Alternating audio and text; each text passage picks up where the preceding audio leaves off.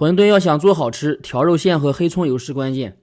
今天给大家分享馄饨的家常做法和商业版做法，按这个方法做出来比早餐店的还好吃。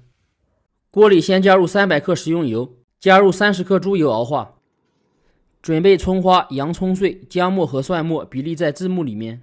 油温3-4成热下锅，前期用大火熬，水分基本炸干以后再转小火慢熬，熬至颜色金黄，全部飘起来的时候，香味才能彻底被激发出来。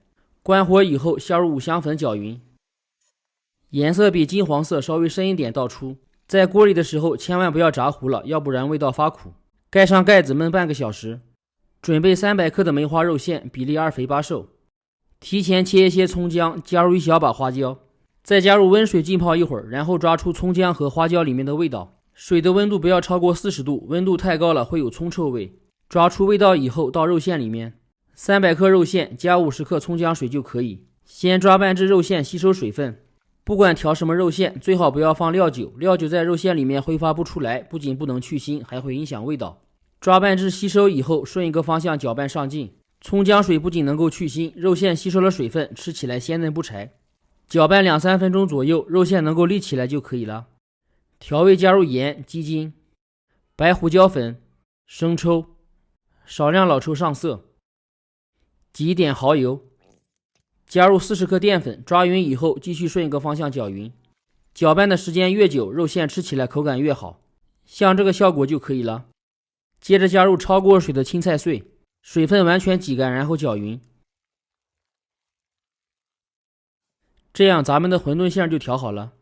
准备一些馄饨皮，放少量肉馅，先斜着对折一下，然后向内弯曲，一个馄饨就包好了。手法有很多种，大家可以根据个人喜好选择。